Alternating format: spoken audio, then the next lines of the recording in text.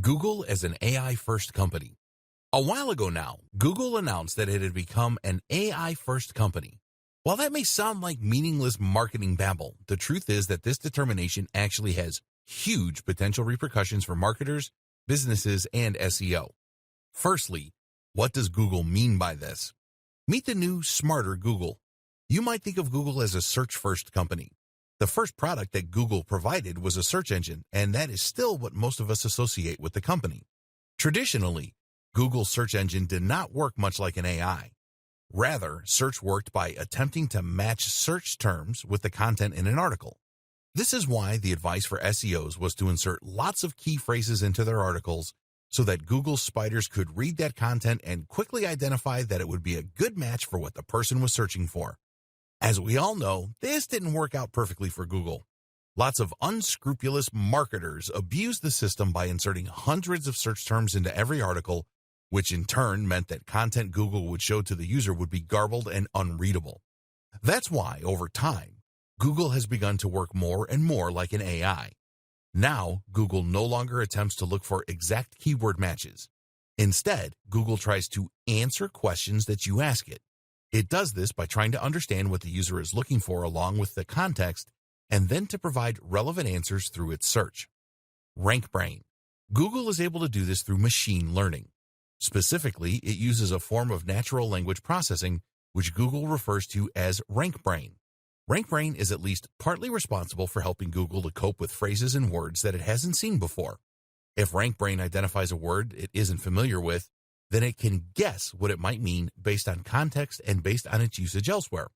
This helps Google to deal with unusual searches that it hasn't seen before without simply matching search terms to content in articles. Search queries are turned into word vectors called distributed representation. These are words and phrases that are close to each other in meaning and context. RankBrain will then try to map the query into words it understands or clusters of similar words. From there, it insinuates what the searcher actually means and is looking for and provides results on that basis. RankBrain also understands the relationships between words and the way that they work together. At one point, joining words such as the or and were ignored by Google. Now, Google understands the importance of these phrases and the way in which they impact on the intent of the user.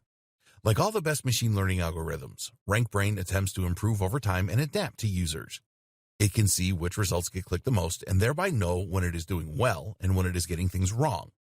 As such, it is able to improve search results for any given keyword quickly through algorithmic testing, which is helping to weed out low-quality content that attempts to game the system. RankBrain works using a tensor processing unit, TPU, which is an AI-specific piece of hardware stored in Google's data centers. This is a specific chip that is better able to handle the specific challenges of machine learning tasks. Google's further plans. Over the past few years, Google may have seemingly diversified. It now makes smartphones, it now makes self-driving cars, and it now makes apps like Google Lens. But at the heart of all these initiatives is some form of AI or machine learning. Google Lens uses machine learning to identify objects in a scene and allow users to that way search the real world around them. Self-driving cars, of course, are highly reliant of various forms of AI. And the Google Pixel phones? Arguably, their main focus is putting Google Assistant in everyone's pockets. And this is the real clue as to what Google is up to. Google Assistant is an AI and virtual assistant that users can use to get weather reports, to book taxis, to play music, and much more. Google Assistant uses a combination of machine learning to detect human language, for example, and AI in order to provide useful results and speak in a natural manner. Google Assistant is closely integrated with Google Search.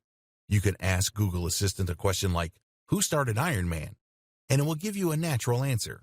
It does this by first using machine learning to turn your speech into a string, then by using Google Search in order to look up useful answers, which involves machine learning in the form of RankBrain, then by using narrow AI to extract the most useful answers from the best web pages, and then by using another form of narrow AI to provide the response in a natural-sounding manner, which is designed to appear like general AI. Much of this is carried out not on the device that you're speaking to, but on Google's TPU located in the cloud. What does all this mean for marketers? So what does all this mean for marketers?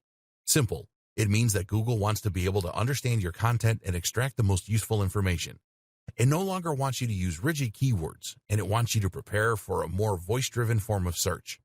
Google is betting big on AI and machine learning. It believes that in the future, AI assistants will be huge, and it wants Google Assistant to be number one. It envisages a future where we spend less time staring at our devices and instead get the information we need by asking our phones or our Google Homes. We'll speak naturally to these devices, and they'll provide us with handy answers.